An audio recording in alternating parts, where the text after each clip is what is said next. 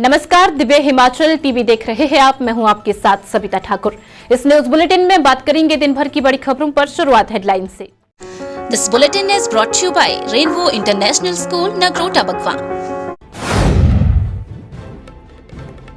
विधवाओं की बेटियों को पढ़ाएगी सरकार। हिमाचल प्रदेश से बाहर भी शिक्षा के लिए मिलेगी आर्थिक मदद।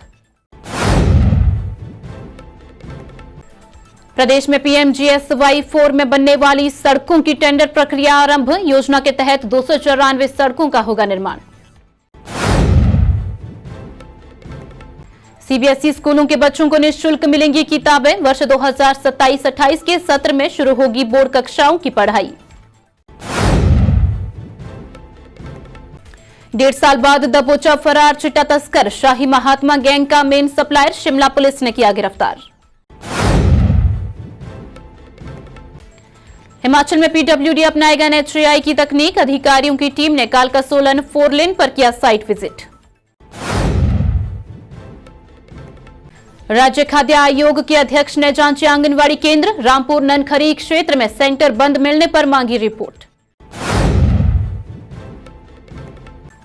जयराम ठाकुर बोले, भाजपा एक जिम्मेदार दल। कांग्रेस केवल शोर मचाकर प्रदेश की जनता को कर रही गुमराह। अब खबरें विस्तार से। प्रदेश सरकार विधवाओं की बेटियों को पढ़ाएगी। हिमाचल प्रदेश से बाहर भी शिक्षा के लिए आर्थिक मदद मिलेगी। सरकार ने इंदिरा गांधी सुख शिक्षा योजना को और विस्तार दिया है।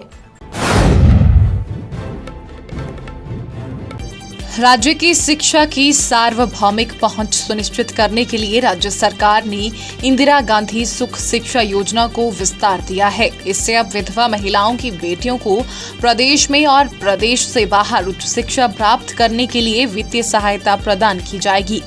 इस योजना का उद्देश्य विधवा, निराश्रित तथा तलाकशुदा महिलाओं तथा दिव्यांग अभिभावकों के बच्चों को शिक्षा, स्वास्थ्य और पोषण के क्षेत्र में समग्र सहयोग प्रदान करना है। सरकार ने योजना में संशोधन को स्वीकृति प्रदान की है, जिसके तहत पात्र विधवाओं की बेटियों को 27 वर्ष की आयु तक योजना का लाभ दिया जाएगा। राज्य से बाहर स्थित सरकारी संस्थानों में व्यावसायिक पाठ्यक्रम की शिक्षा ग्रहण कर रही छात्राओं को किराया या पीजी आवास शुल्क के लिए अधिकतम 10 महीनों तक प्रति माह 3,000 रुपए की वित्तीय सहायता दी जाएगी।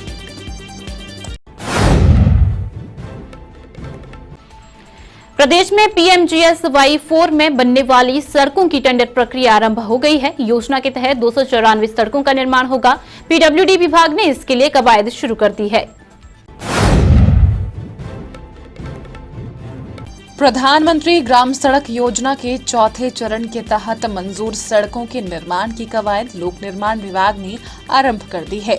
इस कड़ी में लोक निर्माण विभाग ने इसकी नोटिस इनवाइटिंग टेंडर कॉल कर दी है। इससे औपचारिक तौर पर सड़कों के निर्माण हेतु टेंडर प्रक्रिया शुरू हो गई है।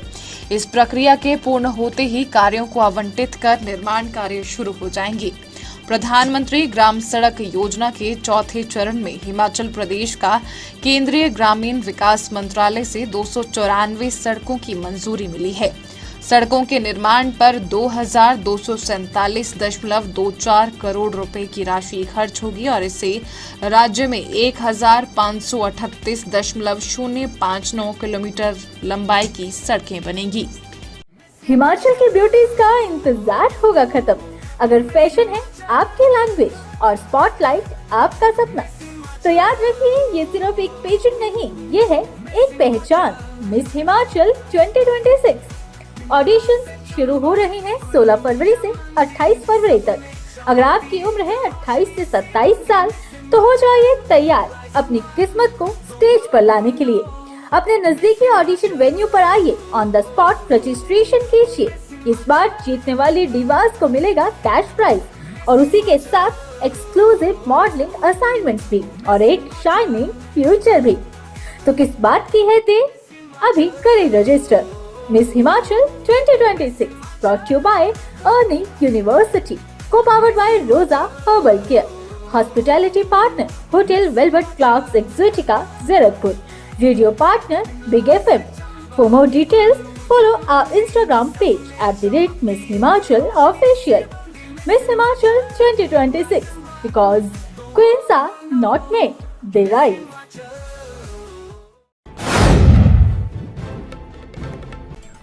हिमाचल प्रदेश में सीबीएसई स्कूलों के बच्चों को निःशुल्क किताबें मिलेंगी। इसके लिए स्कूलों में किताबों को भेजने की जो तैयारी है वो की जा रही है। वर्ष 2027-28 के सत्र में बोर्ड कक्षाओं की पढ़ाई शुरू होगी। हिमाचल प्रदेश में सीबीएसई से संबंधित सभी स्कूलों के बच्चों को पढ़ाई के लिए सीबीएसई की किताबें निःशुल्क मुहैया करवाई जाएंगी। इसके लिए स्कूलों में किताबें भेजने की तैयारी की जा रही है। पहली कक्षा से लेकर 8वीं कक्षा तक के बच्चों को स्कूल शिक्षा विभाग द्वारा नया सिलेबस उपलब्ध करवाया जाएगा। अभी शीतकालीन स्कूलों में ही नए बच्चों को सीबीएसई स्कूलों में दाखिले किए जा रहे हैं। ग्रीष्मकालीन स्कूलों में अभी तक बच्चों के एग्जाम मार्च महीने में होंगे।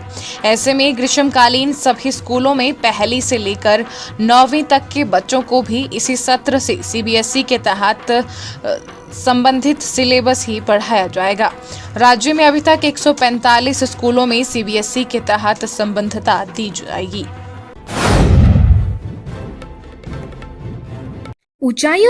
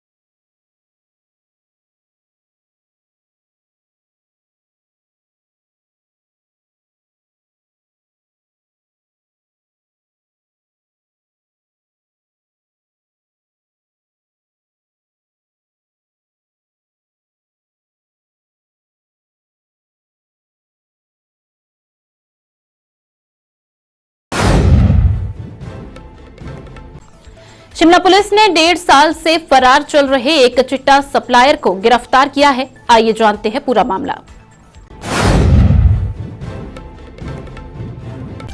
शिमला पुलिस ने नशा तस्करी के खिलाफ बड़ी कार्रवाई करते हुए 1.5 साल से फरार चल रहे एक चिट्टा सप्लायर को गिरफ्तार किया है। आरोपी शाही महात्मा गैंग के नेटवर्क का मुख्य सहयोगी और सप्लायर रहा है।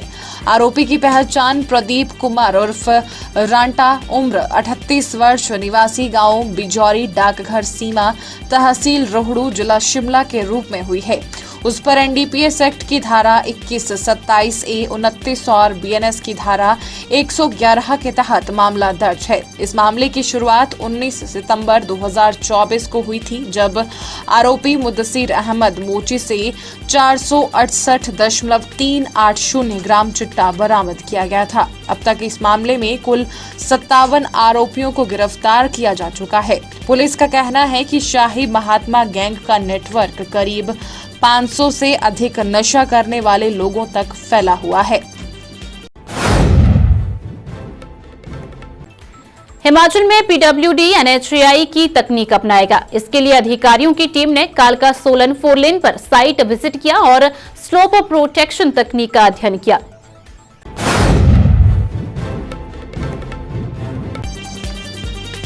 हिमाचल में पहाड़ी और ढलानदार हिस्सों पर भूस्खलन को रोकने के लिए लोक निर्माण विभाग NHAI की तकनीक अपनाएगा।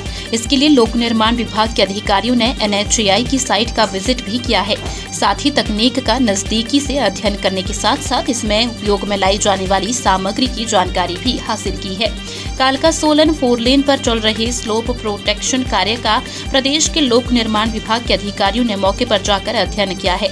लोक निर्माण विभाग के प्रमुख अभियंता इंजीनियर NP सिंह का कहना है कि लोक निर्माण विभाग प्रदेश में आगामी समय में सड़कों के पहाड़ी और ढलानदार हिस्सों में भूस्खलन को रोकने के लिए इस तकनीक को अपनाएगा।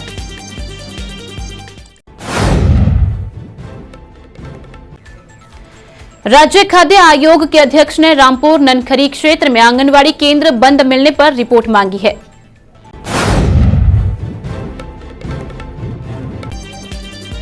राज्य खाद्य आयोग हिमाचल प्रदेश ने शिमला के रामपुर उपमंडल में आंगनवाड़ी केंद्र बंद पाए जाने के मामले को गंभीरता से लिया है। आयोग ने महिला एवं बाल विकास विभाग से विस्तृत रिपोर्ट तलब की है। 12 फरवरी 2026 को रामपुर उपमंडल में राष्ट्रीय खाद्य सुरक्षा अधिनियम 2013 के तहत केंद्र व राज्य सरकार की योजनाओं की समीक्षा बैठक आयोजित की गई थी। उसी दिन आयोग के अध्यक्ष डॉक्टर SP कत्याल ने ननखरी और रामपुर खंड के विभिन्न आंगनवाड़ी केंद्रों का औचक निरीक्षण किया। निरीक्षण के दौरान पाया गया कि अधिकतर आंगनवाड़ी केंद्र कार्य समय में बंद थे।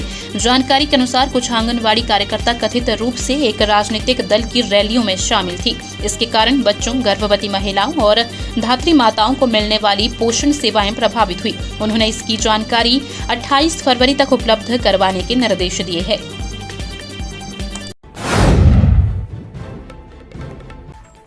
पूर्व मुख्यमंत्री एवं नेता प्रतिपक्ष जयराम ठाकुर ने ऊना में कांग्रेस सरकार पर तीखा हमला बोला है।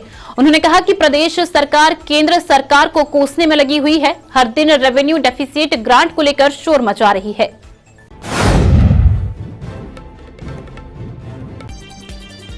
पूर्व मुख्यमंत्री एवं नेता प्रतिपक्ष जयराम ठाकुर ने ऊना में कांग्रेस सरकार को खूब घेरा। उन्होंने कहा कि भाजपा एक अत्यंत जिम्मेदार राजनीतिक दल है, जिसे हिमाचल प्रदेश के वर्तमान आर्थिक संकट की कांग्रेस से कहीं अधिक चिंता है।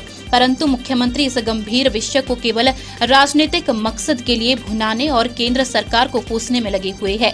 हमीरपुर संसदीय क्षेत्र के भारतीय जनता पार्टी दीनदयाल उपाध्याय प्रशिक्षण महाअभियान शिविर में कार्यकर्ताओं का मार्गदर्शन करते हुए प्रदेश की सुखू सरकार पर तीखा हमला बोलते हुए नेता प्रतिपक्ष ने कहा कि वर्तमान सरकार हर दिन रेवेन्यू डेफिसिट ग्रांट को लेकर शोर मचा रही है और केंद्र पर भेदभाव का झूठा आरोप मढ़ रही है, जबकि ऐतिहासिक सच्चाई ये है कि हिमाचल के साथ सौतेला व्यवहार सदैव कांग्रेस के कार्यकाल में ही हुआ है। जयराम ठाकुर ने राज्य सरकार द्वारा आय बढ़ाने के नाम पर बाहरी राज्यों से आने वाले वाहनों पर लगाए गए भारी एंट्री टैक्स की भी कड़ी आलोचना की।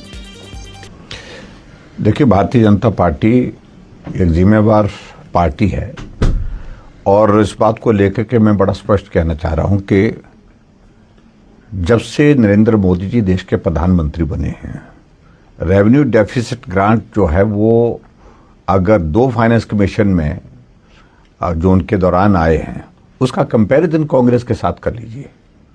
मनमोहन सिंह जी जब प्रधानमंत्री रहे, वो भी 10 वर्ष तक प्रधानमंत्री रहे। 2 फाइनेंस कमीशन आप लोगों ने उनके दौरान भी देखे, लेकिन उस वक्त हिमाचल प्रदेश को रेवेन्यू डेफिसिट ग्रांट का 18,000 करोड़ मिला। और नरेंद्र मोदी जी प्रधानमंत्री बने तो 2 फाइनेंस कमीशन में हिमाचल प्रदेश को 89,000 करोड़ से भी ज्यादा मिला, यानी कि एक तरह से 72,000 करोड़ हिमाचल प्रदेश को मोदी जी के नेतृत्व में सरकार बनने के बाद ज्यादा मिला कांग्रेस की तुलना में। इसलिए अन्याय बड़ा साफ दिख रहा है कि अगर हुआ है हिमाचल प्रदेश के साथ अन्याय तो कांग्रेस की गवर्नमेंट के दौरान हुआ है, जब यूपीए की यानी कि कांग्रेस की गवर्नमेंट मनमोहन सिंह जी प्रधानमंत्री थे।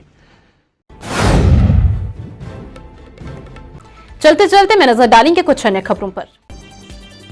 कांगड़ा एयरपोर्ट के लिए भूमि अधिग्रहण पूरा, प्रभावितों को बांटा 2000 करोड़ रुपए मुआवजा। सोलन में घर में खड़ी गाड़ी का कट गया टोल, सनवारा बैरियर के खिलाफ अधिवक्ता ने दर्ज करवाई शिकायत। North zone inter university man handball में HPU ने दूसरे वर्ष जीता सिल्वर मेडल। 16 से 20 फरवरी तक पंजाब यूनिवर्सिटी पटियाला में शानदार प्रदर्शन। बिजली बोर्ड में 3 चीफ इंजीनियर्स के तबादले, जारी किया आदेश, तत्काल प्रभाव से होंगे लागू।